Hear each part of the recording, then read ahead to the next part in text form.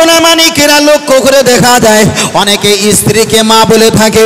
তার কারণ হলো একটা, এখন পয়লা জানুয়ারি কিংবা পয়লা বৈশাখ বিভিন্ন কেন্দ্রবিন্দু করে এখন একটা যুবক ভাই একটু মদ্যপান করেছে, নেশার ঘোল লেগে গেছে, দরজার বাড়ি দিচ্ছে, স্ত্রীকে আওয়াজ দিচ্ছে, স্ত্রী দরজা খোলে না। জোরে জোরে যখন দরজায় আওয়াজ দেয়, স্ত্রী জানতে পেরে দরজা খুলে বলছেন, তুমি কি নেশা করেছো? বললো হ্যাঁ। আমি বড় ভাইকে বলবো, আমার আব্বাজিকে খবর দেব। স্ত্রীকে জড়িয়ে বলছেন, আমার স্ত্রী তুমি আমার মা, খবরদার আমার বড় ভাইকে ডাকবে না। স্ত্রী মনে করলো আমার স্বামী আমাকে মা বলেছে, হয়তো আমি তালাক হয়ে গেছি। ঠিক সেম এইরাম ঘটেছিল আজ থেকে 1500 বছর আগে আল্লাহ নবী জামানায় একজনের ঘটেছিল। দয়ান নবীর কাছে গিয়ে বললেন, ইয়া রাসূলুল্লাহ, হাবিবাল্লাহ, আমার স্বামী মদ্যপান করে বাড়িতে এসেছিল, আর আমি যখন ভয় দেখিয়েছি আমার স্বামী আমাকে জড়িয়ে ধরে বললেন, তুমি আমার মা, কারোর সঙ্গে একথা বলার প্রয়োজন নেই। ইয়া রাসূলুল্লাহ, আপনি একটা বার বলেন আমি তালাক হয়ে গেছি না আমি ভালো আছি? দয়ান নবী কোনো জবাব দিলেন না। ওই মহিলাটা স্বামীটা আবার বাড়িতে চলে গেলেন। তৃতীয় দিন নবী দরবারে গিয়ে বললেন, হামাদাল ইয়া রাসূলুল্লাহ, আমাকে মা বলেছিল আমার স্বামী, এখন আমি তালাক হয়ে গেছি না আমি ভালো আছি? আল্লাহ নবী কোনো জবাব দিলেন না। তখন কোরআনে কোনো আয়াত নাজিল হলো না। তৃতীয়বার নবী দরবারে গিয়ে বললেন, ইয়া রাসূলুল্লাহ, আমার স্বামী আমাকে মা বলে ডেকেছে, আদৌ কিন্তু আমি ওনার স্ত্রী, এখন আমি তালাক হয়ে গেছি না আমি স্ত্রী মতন আছি? আমার আল্লাহর কোরআন নাজিল, জিবরিল এসে হাজির, আল্লাহ নবীর কাছে এসে হাজির হয়ে গেল। ইয়া রাসূলুল্লাহ, হাবিবাল্লাহ, আমার আল্লাহর কোরআন দিয়ে জানিয়ে দিয়েছেন, কদ সাবি আল্লাহু কওলাল্লাতী তুজাদিলুকা ফি জাওজিহা ওয়া তাস্তাকি ইলাল্লাহ। এই তাফসীরের ব্যাখ্যা এসেছে, যারা মদ্যপান করেছে আর ওদের স্ত্রীকে ওরা মা বলে ফেলেছে, ও মুহাম্মদ সাল্লাল্লাহু আলাইহি ওয়াসাল্লাম, ওরা তো নিজের সজ্ঞানে মা বলেনি, ওরা তো অজ্ঞানে মা বলেছে, আদৌ কিন্তু ওনার মা নয়। যারা স্ত্রীকে মদ্যপান অবস্থায় কোনো কারণে যদি মা বলে তালাক হবে না, তার জন্য গরিব ব্যক্তিকে 30-60 জন ব্যক্তিকে দুবেলা খাওয়াতে হবে। যদি বলেন হুজুর আমি খাওয়াতে পারবো না, তাহলে দেখা যায় 60 জন ব্যক্তিকে যদি আপনি খাওয়াতে না পারেন, তাহলে 60 জন ব্যক্তিকে বস্ত্রহীনকে আপনাকে টাকা পয়সা দিয়ে কাপড় চোপড় কিনে দিতে হবে। তাও যদি আপনি না পারেন, আপনার বাড়িতে দাসী, এ যুগে তো আর দাসীর ব্যবসা নেই, তাকে আজাদ করে দিতে হবে। তাও যদি না পারেন, লক্ষ্য করে দেখা যায় 60টা রোজা রাখতে হবে। আপনার 59টা রোজা হয়েছে, আপনি যদি ভেঙে দেন, আবার ওখান থেকে 60টা রোজা শুরু করতে হবে। আল্লাহ নবী জবাব দিয়ে বললেন, ও আমার এলাকার সাথীরা, জেনে রেখে দাও, তোমার স্ত্রীকে যখন তুমি মা বলেছো, এইগুলো কাফারা আদায় করো। তারা স্ত্রীকে মা বলে ফেলেছে, আদৌ কিন্তু তালাক হবে না, কাফারা দিতে হবে। তাহলে এখানে আমাদের পরিষ্কার হয়ে গেল। 28 পারা কদ সামি আল্লাহু কওলাল্লাতী, সূরা মুজদালিফায় তাফসীরে আল্লাহ ব্যাখ্যা করে দিয়েছে, স্ত্রীকে যদি কেউ মা বলে, অবশ্যই ওটা মা নয়, স্ত্রী তালাক হবে না। 60 জন গরিব ব্যক্তিকে পেট ভরে খাওয়াতে হবে। তাও যদি না পারো, 60টা রোজা রাখতে হবে। তাও যদি না পারো, 60টা বস্ত্রহীনকে বস্ত্র দিতে হবে। তাও যদি না পারো, তোমার বাড়ি দাসী যদি থাকে, তাকে তোমরা আজাদ করে দিতে পারবে। এটা হলো হানাফি মাযহাবের মাসলা। স্ত্রীকে মা বললে কাফারা দিতে হয়, আদৌ কিন্তু তালাক হবে না, হবে না। সমাজে এমন চায়ের দোকানে ফতোয়াবাজি করে, আমরা গাড়ি চালায় জলসায় যাই, আর ফোন করে বলে, হুজুর আমরা একটা তর্কে জড়িয়ে গেছি, এই মশলাটা নিয়ে সমস্যা হচ্ছে, ব্যাপারটা কি? তাহলে ওখানে ভাবতে হবে মুফতি সাহেবের সংখ্যা বেশি, ওরা ওখানে অশান্তি করবে, আর আমাদের কাছে ফোন করে বলবে, হুজুর এখন তর্কে তো জড়িয়ে গিয়েছি, এখন বাঁচার উপায় কি? আলি যেমন তুমি জড়িয়েছো তেমন তুমি ছাড়াও না। হুজুর তুমি বলো, বিশাল একটা জায়গায় পড়ে গেছি, এখন কি হবে? এখন বারবার করে বলছি ভাই, স্ত্রীকে এরকম কথা বললে হবে না, এটা কোরআন থেকে আমরা স্পষ্ট পেয়েছি। তবে স্ত্রীকে অনেকে বলে তুমি আমার মায়ের মতো, এটাও বললে হয় না, কোনো তালাকের সম্পর্কে আসে না। তার একটাই কারণ, আল্লাহ ইসলামটা সহজ করে দিয়েছে, যাতে আমার বান্দা ইবাদত করে আমার কাছে পৌঁছাতে পারে। জোরে বলেন সুবহানাল্লাহ। আর একটু জোরে বলেন, আর একটু পিছন থেকে জোরে বলেন সুবহানাল্লাহ। এটা তাকবীর দেন নারে তাকবীর, এটা পিছন থেকে তাকবীর দেন নারে তাকবীর। আহলে সুন্নাত আল জামাত সিলসিলা হক ফুরফুরা শরীফ মদিনা মক্কা শরীফ নারে তাকবীর। আল্লাহু আকবার, আল্লাহ আল্লাহ আল্লাহ। রাস্তা যারা দাঁড়িয়ে আছেন বড় ভাই একটু নিচে আসেন, আপনাদের জন্য জায়গা করে দিয়েছে। আসেন বাবা, আসেন আসেন, আল্লাহ কবুল করেন, আল্লাহ কবুল করেন। একটু আগে আসেন, একটু আগে আসেন, একটু আগে আসেন, হ্যাঁ একটু আগে আসেন। বাহ মাশাআল্লাহ। দুরূদ শরীফ আল্লাহুম্মা, খুব জোরে পড়েন, মন খুলে পড়েন। ওয়া আলা আলি সাইয়্যিদিনা,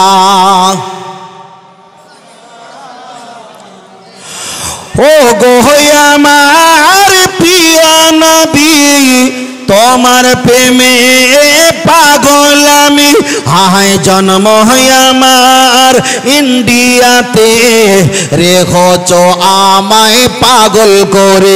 হায় জন্ম আমার ভারতবর্ষে, রেখেছ আমায় পাগল করে।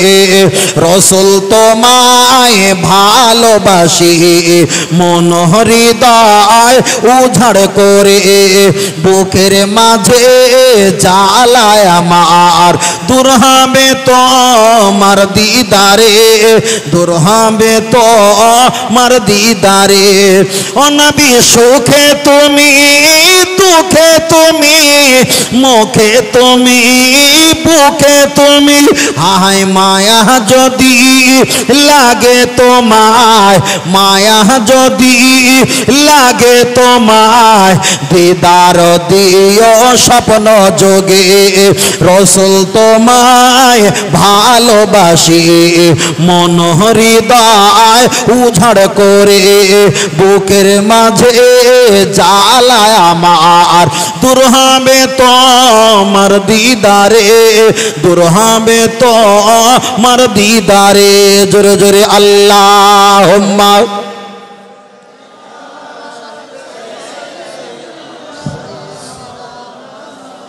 মাশাআল্লাহ পড়েন। ওয়া আলা আলি,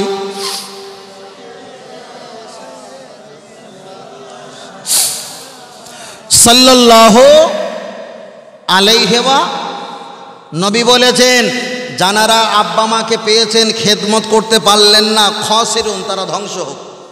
পরে বলেছেন যারা রমজান পেয়েছে, রমজানে নেকি কামাতে পারলেন না, তারা ধ্বংস হোক। তৃতীয় নম্বরে বলেছেন যারা আমার নাম শুনেছেন অতএব আমার নামে দরুদ পড়লেন না, তানারা ধ্বংস হোক। আমরা নবীর নাম শুনে দরুদ পড়ি না, পড়ি না?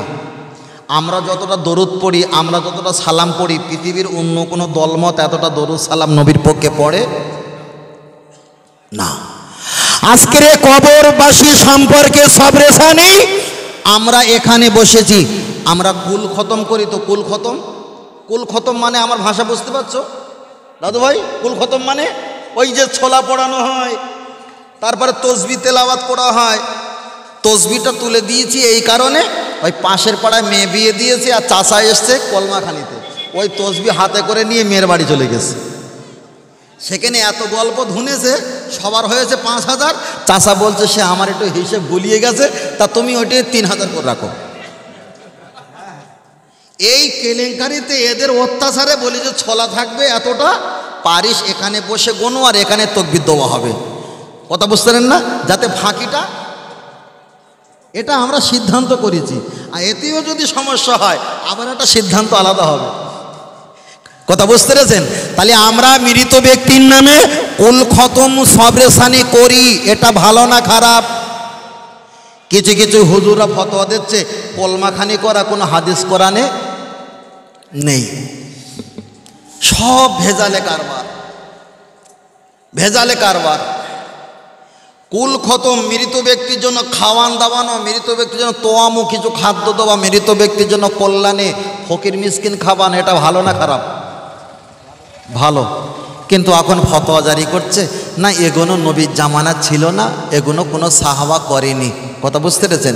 এখন জিজ্ঞাসা করেন তিনি তোমার আব্বা বিয়ে করেছিল? বলছে হ্যাঁ। তা তোমার আব্বা যখন বিয়ে করেছিল কিসে করে? বলে অ্যাম্বাসাডার ট্যাক্সি। আচ্ছা ট্যাক্সিতে করে বিয়ে করতে হবে কোরআন হাদিসে আছে? আছে? নেই। তাহলে ওটা বিয়ে করলে কেন?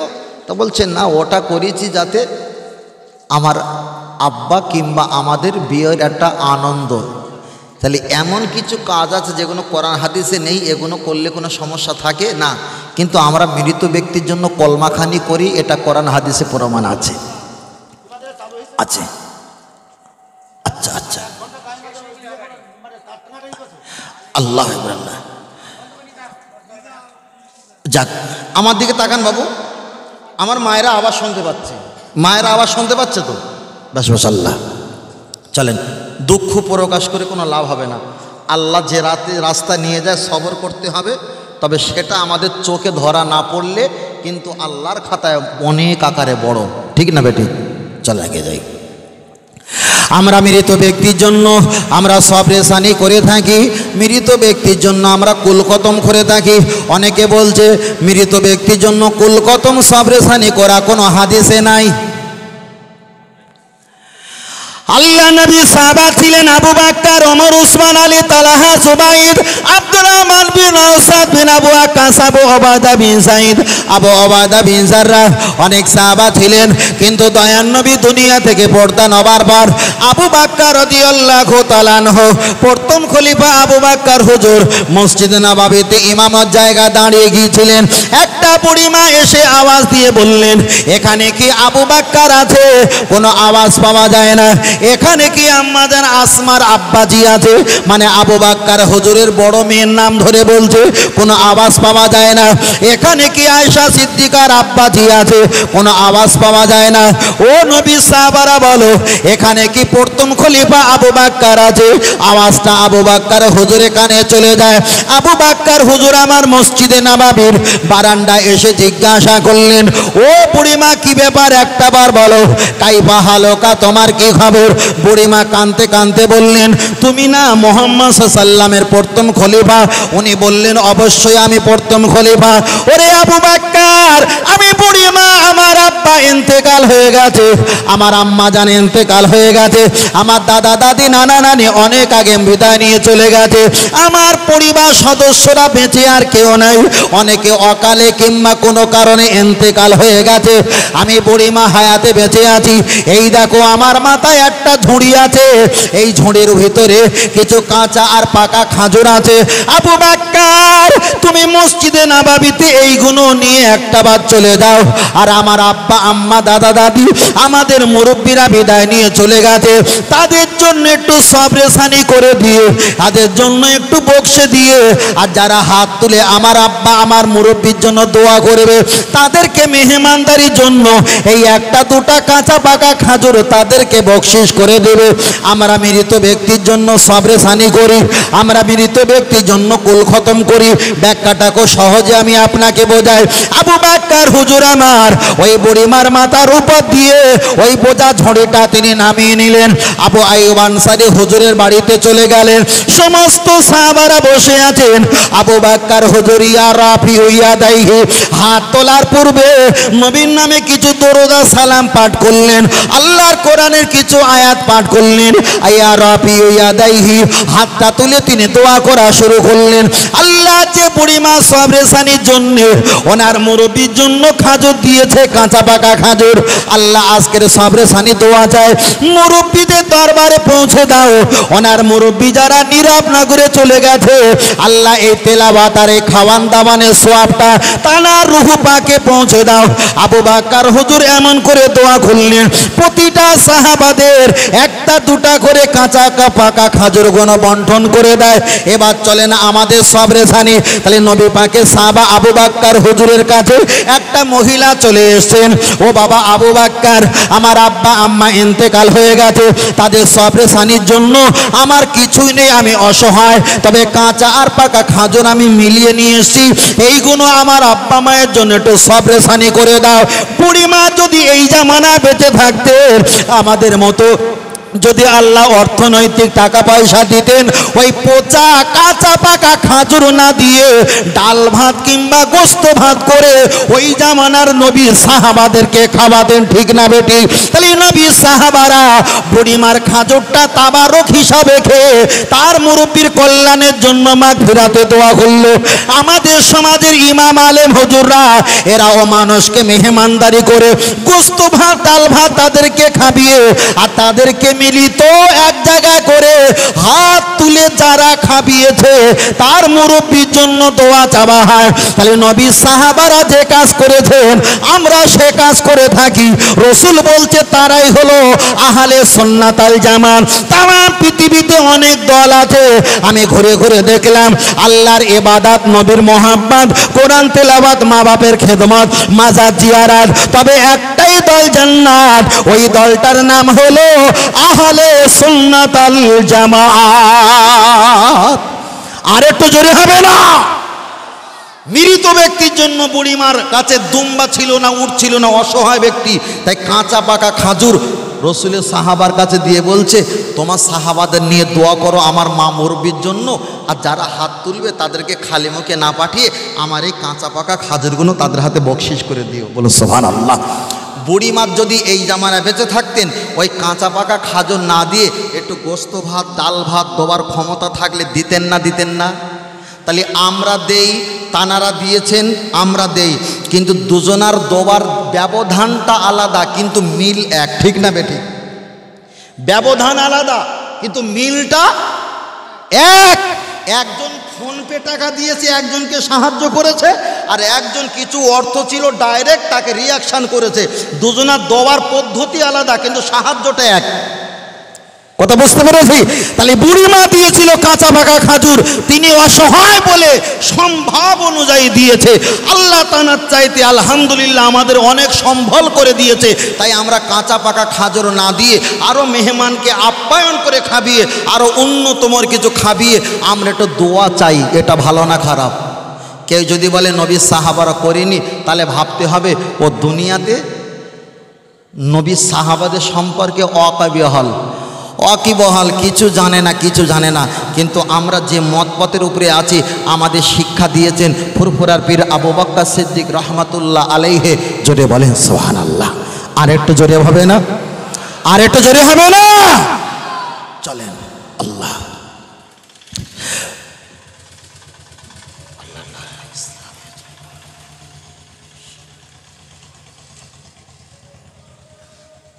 পরে বলবা?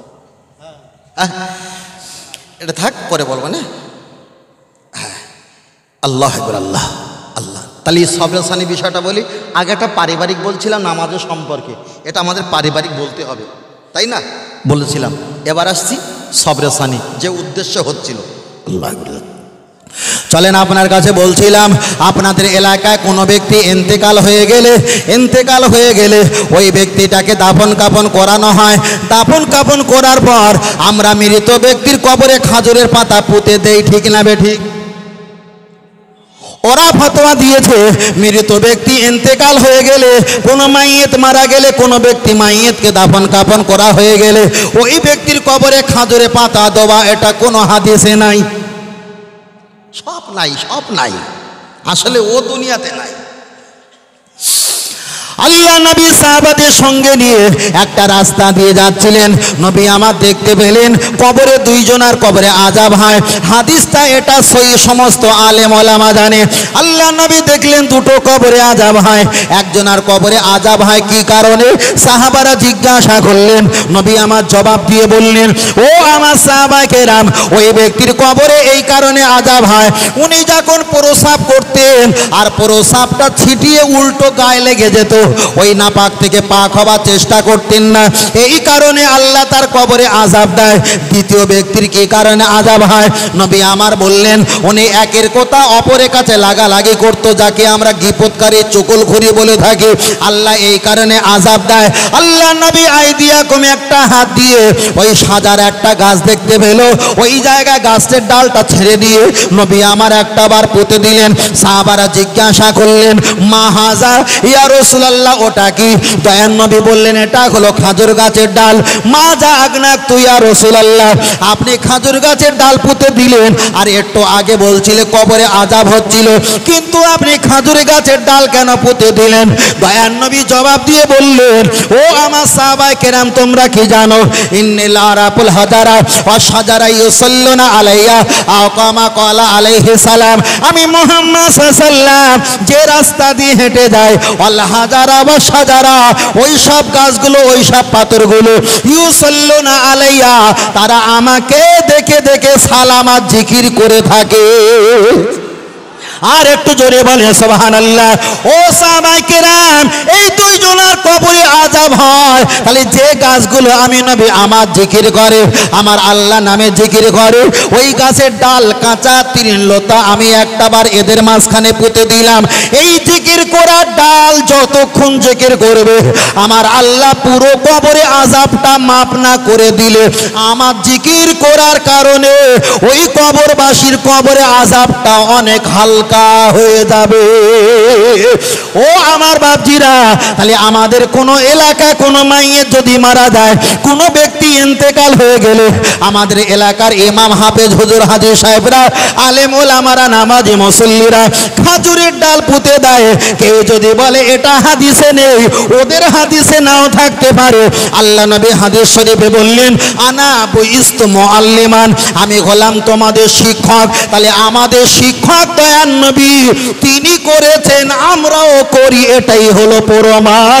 জোরে জোরে বলেন, আর একটু জোরে হবে না? আল্লাহ, সমাজে ফিতনাবাজি চলছে। আমার পরশুদিন একজন কমেন্ট করে বলেছে, হুজুর সুর দিয়ে ওয়াজ করা কোন হাদিসে আছে? কথা বুঝতে পেরেছেন? বলে হুজুর সুর দিয়ে ওয়াজ করা কোন হাদিসে আছে? আরে দেখো, নবী নামটা ভুলে গেলাম, নবী দাউদ আলাইহিস সালাম, উনি জব্বুর পড়তেন না? আর নবী দাউদ আলাইহিস সালামের কণ্ঠ ছিল 40 রকম। কয় রকম? 40 রকম। পক্ষীগুলো দাঁড়িয়ে যেত, মাছগুলো, অতল সাগরে তোলার মাছগুলো, তারা পাশে কিলকিল করে নবী দাউদ আলাইহিস সালামের জব্বুর কণ্ঠে তেলাওয়াত শুনতেন। বলুন সুবহানাল্লাহ। তাহলে আমরা যদি 2 রকম কণ্ঠে কথা বলি, এটা যদি হারাম হয়, নবী দাউদ তো 40 রকমের কণ্ঠে কথা বলতো, তাহলে ওটাকে জায়েজ হবে? আসলে তুমি বলো, ঠান্ডার সময় আমার কাছে পয়সা নেই, তাই ফতোয়া দিচ্ছে আঙুর কিনলে ছেলেদের কাশি হবে, আঙুর কিনে বাচ্চাদের খাওয়ালে কাশি হবে, কিন্তু আঙুর কেনার যোগ্যতা তার পয়সা কাছে নেই। ওই গোদা বাংলায় বলে না, বলে খেতে পারে না টক, সেটার বললাম না, সকলে বলে বলে। আল্লাহ, ও আমার সোনা মানিকরা, চলেন, আমি আপনার কাছে বলছিলাম, তাহলে একটা ব্যক্তি ইন্তেকাল হয়ে গেলে আমরা খাজুরে পাতা পুঁতে দেই, বিষয়টা পরিষ্কার হয়ে গেল। এবার চলেন একটাবার আমরা কবর জিয়ারত করি, কবর জিয়ারত করি, আমরা কবর জিয়ারত করি। কেউ বলেছেন কবর জিয়ারত করা যাবে না। চলেন, কোরআন শরীফের পারা কয় পারা? 1 থেকে নিয়ে 30 পারা পর্যন্ত। টোটাল কোরআন শরীফের পারা হলো কত পারা? কত পারা? একটু জোরে বলেন, আর একটু জোরে বলেন না, আওয়াজটা তুলে বলেন, একটু জোরে বলেন। 30 পারা। আল্লাহ, বুখারী শরীফ কত খণ্ড? 30 খণ্ড। কোরআনের পরে বুখারী শরীফের জায়গা, তাহলে 30 পারা কোরআন শরীফ, আর বুখারী শরীফের খণ্ড হলো 30টা খণ্ড। 30টা খণ্ডের ভিতরে একটা খণ্ড এসেছে, ওই খণ্ডটার নাম হলো জিয়ারাতুল কুবুর। জিয়ারাতুল কুবুর, যার ব্যাখ্যা হলো কিভাবে কবর জিয়ারত করতে হয়, টোটাল ব্যাখ্যাটা ওখানে তোবা এসেছে। চলেন একটাবার আগিয়ে যাওয়া যাক। আল্লাহ নবী মুহাম্মদ সাল্লাল্লাহু আলাইহি ওয়াসাল্লাম এক সময় নিজের আম্মাকে বললেন, ও আম্মা জান, আপনি বলেন, অনেকের আব্বা যান সন্ধ্যাবেলা বাড়িতে আসে, আর মাঠে যখন ছাগল বকরি চলায়, ওদেরকে কাঁধে করে নিয়ে, সন্তানকে কাঁধে করে পিঠে করে নিয়ে বাসায় চলে যায়। আম্মা জান, আমার আব্বাজি কি আসবে না? আম্মা জান মা আমেনা বললেন, তোমার আব্বাজি এমন একটা জেলখানা ধরা পড়েছে, কিয়ামত পর্যন্ত তোমার আব্বাজি আর আসবে না। আল্লাহ নবী দিন দুনিয়ার বাদশা এক সময় আম্মা জানকে বললেন, চলেন আমার আব্বাজির কাছে যাব। উম্মে আয়মানকে সঙ্গে করে নিয়ে নিজের মাকে সঙ্গে করে নিয়ে আল্লাহ নবী আমার আব্বাজানের কবর মাজার শরীফের কাছে গেলেন।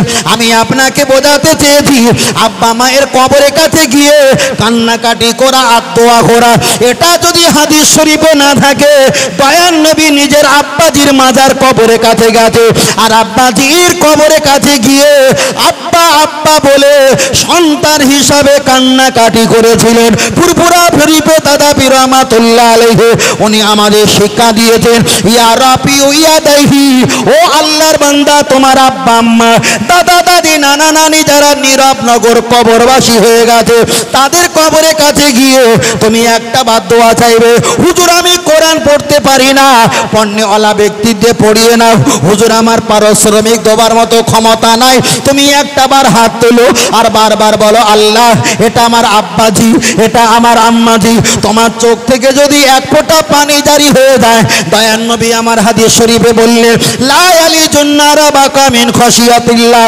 তামাম সমুদ্রে পানি তোমার আব্বার কবরে আযাবটা মাফ করতে পারবে না। তোমার যারা চুল পরিমাণ এক ফোঁটা পানির বরকতে তোমার আব্বা মায়ের কবরে আযাবকে আল্লাহ মাফ করে দেবে। আর একটু জোরে হবে না? আল্লাহ আল্লাহ। তাহলে মৃত ব্যক্তি জন্য আমরা দোয়া করব না করব না? এবার অনেকে মশলা যুক্তি দেখা, হুজুর এখান থেকে মদিনা শরীফ 8,500 কিলোমিটার, এখান থেকে যদি নবীর দরবারে সব যায়, তা আমার বাপ ওই পুকুরের ওপারে শুয়ে আছে, সব কেন যাবে না? কি সুন্দর যুক্তি দেখেছেন? আল্লাহ আল্লাহ আল্লাহ, আমার দিকে তাকান। আল্লাহ ও আমার সোনা মানিকেরা, চলেন একটা বার এগিয়ে যাওয়া যাক। আমি আপনাকে বোঝাতে চেয়েছি আল্লাহ নবী যেভাবে কবর জিয়ারাত করলেন আমাদেরকে শিক্ষা দিয়েছেন, আমরাও কবর জিয়ারাত করব। আমি আপনার কাছে একটাই কথা বলছি, আমরা যখন কবর জিয়ারাত করি আমরা খতম বকশানো হয়, একটা খতম, দুটো খতম, চারটে খতম, 5টা খতম মৃত ব্যক্তির নামে, আমরা খতম বকশাই না। ওরা ফতোয়া দিয়েছে হুজুর মৃত ব্যক্তির নামে খতম পড়া কোনো হাদিসে নেই। দলিল কি দিয়েছে? আল্লাহ নবী দুনিয়াতে যখন হায়াতে ছিল তখন কোরআন শরীফ তো এক জায়গায় করেনি, পাহাড়ে লেখা ছিল, গাছে লেখা ছিল, পাথরে লেখা ছিল। তাহলে গোটা কোরআন এক জায়গায় হয়নি, গোটা কোরআন একভাবে তেলাওয়াত কারোর বাড়িতে করা হয়নি, ওই জন্য বলছে খতম পড়া কোনো হাদিসে নেই।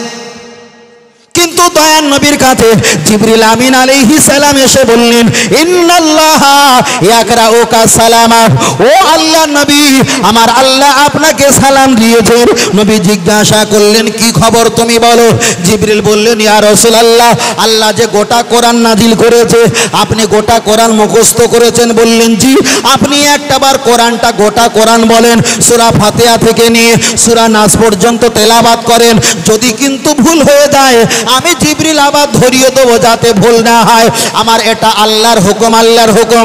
দয়ার নবীর কাছে জিবরিল এসে হাজির। মসজিদে নববীতে আসরের নামাজ পড়ে হুজুর আমার বসে আছেন, জিবরিল এসে হাজির। ইয়া রাসূলুল্লাহ আপনি কোরআন পড়েন, একবার পড়েন, যদি ভুল হয়ে যায় আমি আল্লাহর হুকুমে আমি সেটা ধরিয়ে দেবো। দয়ার নবীকে কোরআন পড়তে বললেন। নবী আমার এক পারা থেকে শুরু করলেন একেবারে 30 পারা পর্যন্ত গোটা কোরআন শরীফটা খতম করলো। জিবরিল কোনো ভুল ধরতে পারল না। আবার জিবরিলকে বললেন ও জিবরিল তুমি এখানে বসো, আমি আর একবার তেলাওয়াত করি। দয়ার নবী এক পারা থেকে নিয়ে আবার 30 পারা পর্যন্ত তেলাওয়াত করলেন। হয়ে গেল 2 খতম। আমার আল্লাহ জিবরিলকে বললেন ও জিবরিল তুমি জিজ্ঞাসা করো, আমি আল্লাহ কোরআন পড়তে বলেছিলাম একবার, কেন 2 বার খতম করলো জবাব দাও। আল্লাহ নবী জবাব দিয়ে বললেন ও জিবরিল তুমি আল্লাহকে জানিয়ে দিও আমি 2টো খতম করেছি, গোটা কোরআন 2 বার পড়েছি। একটা খতম আমার বাড়ির পরিবারের জন্য আমি বক্সে দিলাম, আর একটা খতম যারা এসেছে যারা আসবে তাদের মাগফিরাতের জন্য আমি কোরআন পড়ে বক্সে দিলাম। আর একটু জোরে হবে না? তাহলে রসুলের জামানায় কোরআন এক জায়গায় করা হয়নি, কথাটা ঠিক। পুরো কোরআন খতম করেনি, কথাটা ঠিক। কিন্তু রসুল জীবিত অবস্থায় জিবরিল আমিন এসে বললেন, ইয়া রসুল আল্লাহ, আপনার প্রতি যে কোরআন নাজিল করা হয়েছে এখন ভুলে গেছেন কি ঠিক আছেন? আপনি একটু শেষ থেকে প্রথম থেকে নিয়ে শেষ পর্যন্ত পড়েন।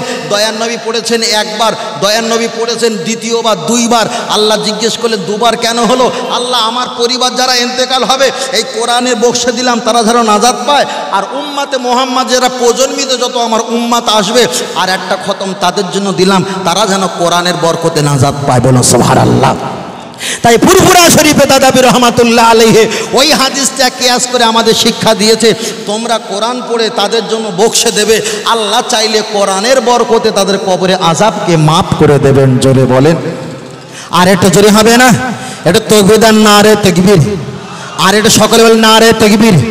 একটু হাত অলসতা দূর হোক, একটু হাত উঁচু করে দিন ছেলেরা, ছেলেরা বাপজির একটু হাত উঁচু করেন দেখি, একটু হাত উঁচু করো, আর একটু উঁচু করো। যুবক ভাই, তোমরা আমার ভাই, একটু উঁচু করো। নারে তাকবীর।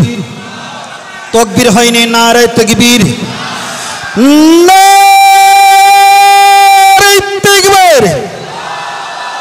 আহলে সুন্নাত ওয়াল জামাত সিলসিলাহ ফুরফুরা শরীফ, মদিনা মক্কা শরীফ, আল কোরআনের আলো, আল হাদিসের আলো, নারে তাকবীর। আল্লাহ কবুল করেন, বলেন আমিন। অসুবিধা হচ্ছে বাবা? অসুবিধা হয় না তো? মাশাআল্লাহ। আগামী কালকে ছিলাম, ভাইকে বলছিলাম আসামে ছিলাম, তা আসামে যেখানে গিয়েছিলাম সেখানে আমাকে বলে দিয়েছে, হুজুর আমাদের এখানে একটু অন্য মত পথ, আর আপনার বক্তব্য শুনেছি আপনি অন্য মত পথ, তবে পছন্দ হয়েছে আমরা একটু কেনাকাটা করতে চাই। পছন্দ হয়েছে, কেনাকাটা করতে চাই। তা কেনাকাটা কি আমাকে দাওয়াত করেছে, তারপরে সেখানে বললো ওয়াজের লিস্ট করে দিয়েছি, এই এই ওয়াজ খবরদার তুমি করো না, খবরদার তুমি এই সম্পর্কে ওয়াজ করবে না। আমি ওয়াজ নসিহত করলাম, করার পরে লাস্টে 10 মিনিট বললাম, এতক্ষণ যা দিয়েছি ভেলিগুড়ের পানি, ও রোগী খেলি রোগ জীবনে সারবে না, আর রোগী জীবনে মরবে না। কথা বুঝতে পেরেছেন? ভেলিগুড়ের পানি রোগী যদি খায়, ক্যান্সার রোগী জীবনে সারবে না, আর ও জীবনে কবরেও যাবে না, তবে লাভটা কি হবে? আমার ওষুধ বিক্রিটাই লাভ হবে। এর প্রসঙ্গে আমি এটা বোঝাতে চেয়েছি, এতক্ষণ যা ওয়াজ নসিহত করেছিলাম, তোমরা কোরআনের সম্পর্কে ওয়াজ নসিহত করতে বললে, আমি কোরআন সম্পর্কে দিয়ে তোমাদের ওয়াজ নসিহত শুনেছি, কিন্তু কোরআনে নামাজের কথা এসছে 82 বার। কতবার? 82 বার। তাই নামাজের কথা বলতে বললে তাই বললাম, কিন্তু কোরআনে নবীর প্রশংসা এসছে 281 বার। 281 বার, তাহলে 82 বার এসছে, এতবার প্রশংসা করলাম, কিন্তু 281 বার যে ব্যক্তির নাম এসছে, যিনি আমাদের আল্লাহ চিনিয়েছে, যিনি জাহান্নামকে ভয় দেখিয়েছে, যিনি জান্নাতের আশা দেখিয়েছে, তানার কথা কোরআন শরীফে 281 বার এসছে, তানার প্রশংসা করা হলো না। তাহলে এখানে ভাবতে হবে, যেখানে আমার নবী সেখানে আমার আল্লাহর রহমত, ঠিক না বে ঠিক? নবী আদম 350 বছর কেঁদেছিল, আমার নবী ছিল না, আর যেই নবীর নাম নিয়েছে আমার আল্লাহ 350 বছরের কান্নাকাটি নবীর কারণে মাফ করে দিয়েছে। তার কারণ ছিল কি? নবী আদমের ভিতরে সব ছিল, আল্লাহ ছিল, কিন্তু নবী মুহাম্মদ সাল্লাল্লাহু আলাইহি ওয়াসাল্লাম ছিল না, আল্লাহ কাঁদিয়েছে, আর যেই নবীর নাম নিয়েছে আমার আল্লাহ কান্না বন্ধ করে দিয়েছেন। জোরে বলেন আল্লাহু আকবার। আল্লাহ তাবারক রেডি করছে নাকি জালাল ভাই? আমরা সেন পাচ্ছি, মনে করলাম হয়তো দেবে। হ্যাঁ, মাশাল্লাহ মাশাল্লাহ, যাক খুব ভালো। তার কারণ যেখানে মেয়ে দেখতে যাই, তো যে মেয়ের কন্ডিশন খুব খারাপ সেখানে কিন্তু 16 জায়গায় তরকারি রান্না করে, আর যেখানে মেয়ের কন্ডিশন খুব ভালো সেখানে কিন্তু 2-1 জায়গায় তরকারি রান্না করে। কথা বুঝতে পেরেছেন?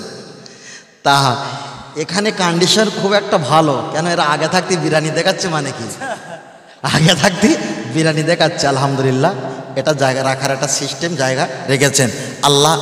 এনারা তাবারক মেহমানদারি করেছেন, আল্লাহ এনাদেরকে আমাদেরকে কবুল করেন, বলুন আমিন।